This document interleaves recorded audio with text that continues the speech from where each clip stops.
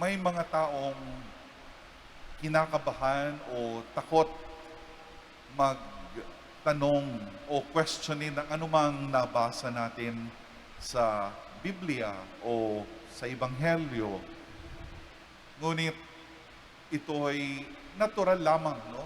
Na minsan may mga questions na nag-pop up sa isipan natin sa ating pagninilay, no? Now, if you are completely honest, do you wonder why this father is called, or this farmer rather, no? Itong magsasaka na ito, itong farmer na ito, ay tinatawag na hangal, no? Fool. Why this farmer is called a fool? Many of us might argue, or actually argue, that he is just being wise and responsible with his business, with his farming.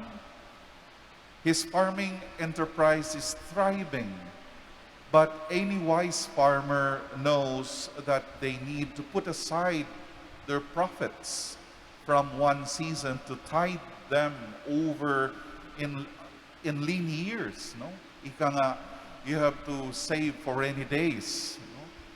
Days or years shaped by flood, by drought, by disease, or pandemic, for example. Now, this farmer's land has produced so abundantly that he does not have enough storage or space in his barns. And so he plans to pull down his barns and build bigger ones. Then they will have enough, more than enough savings set aside for the future.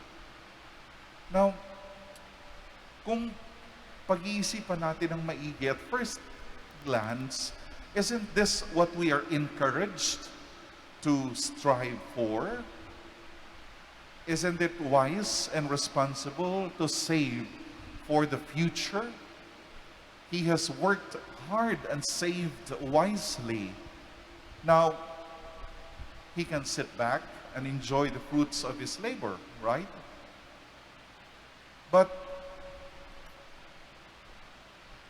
it's not exactly kung pagninilay-nilayan pa natin na mas malalim. Not exactly. The story also includes a reckoning with God, in which God says to him, "You fool, this very night your life is being demanded of you." At saan maiiwan? Saan mo ilalagay? Madadala mo ba? No? Lahat ng pinag-iipon mo. Whose will they be? The rich farmer is a fool not because he is wealthy. He is fool not because he saves for the future, but because he appears to live only for himself. And because he believes that he can secure his life with his abundant possessions. When the rich man talks in this parable, no? Kung pakinggan natin ng maigi, when he talks in this parable, he talks only to himself. And the only person he refers to is himself. What should I do? No? What should I do? For I have no place to store my crops. I will do this. I will pull down my barns and build larger ones. And there I will store all my grain and my goods. And I will say to my soul or myself, "You have ample goods laid up for your many years." So the rich man's land has produced abundantly, Sobra-sobra. Yet, he expresses no sense of gratitude to God for his good fortune. Punong-puno siya ng kanyang sarili. Nor does he also express any sense of gratitude to the workers who have helped him plant and harvest this crop. So he has more grain and goods in storage and that he could ever hope to use. Yet he seems to have no thought of sharing it with others and no thought of what God might require of him. He is utterly blind to those around him. In short, it's all about him and nobody else, even God. But we also know, sisters and brothers, that riches do not make us happy. Interestingly, researchers have found that the thing that does make us happy is giving to others. And not just giving money, but giving when there is a genuine sense of connection with the person or people we give to. Why? Because this allows us to see the positive benefits our giving brings. We are able to envision how our money or our time makes a positive difference. And so, money alone doesn't make you happy, no matter how much we possess. We are always aware of things we do not have. And we are bombarded by marketing wizards whose job is to convince us of all the products we need to complete ourselves or our lives. Yung mga marketing strategies ngayon na para bagang kinokumbinsi tayo na hindi kumpleto ang buhay mo pag wala ka nito. Hindi ka matatanggap ng kapwa mo o ng pamayanan o ng society kung wala ka nito. Kung hindi ka ganito. Kung hindi ganito yung itsura mo. And so we never quite feel that we have enough, regardless of what it costs the earth and what it costs for those who make it.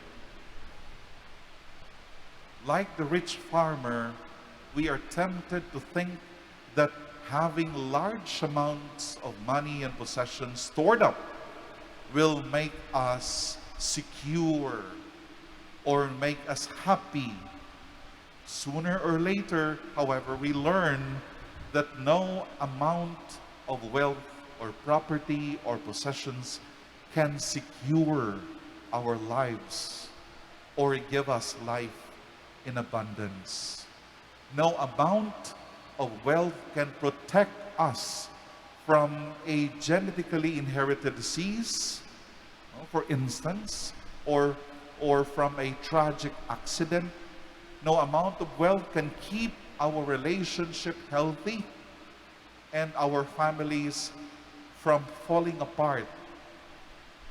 In fact, wealth and property can easily drive a wedge between family members, as in the case of the brothers fighting over their inheritance at the beginning of our gospel reading this Sunday. And most importantly, no amount of wealth can make us right with God, nor can it make us good disciples of Jesus. So there is an apocryphal story about a minister who said, I have heard many different regrets expressed by people nearing the end of their life. But there is one regret I have never heard or expressed. I have never heard anyone say, I wish I had not given so much away. I wish I had kept more for myself. Death has a way of clarifying what really matters. So sisters and brothers, we have a choice. Greed or God. As a theologian said, only by allowing God to claim, by allowing God to possess us, will life become a passionate and joyous celebration. The one thing we need is not a thing at all. It is God. And when we detached from things, God comes to fill. God comes to possess us by God's Spirit, and suddenly the world is full of life once more. Greed or God? Consuming, accumulating, and possessing desire, or love, joy, and peace in life? What will we each choose?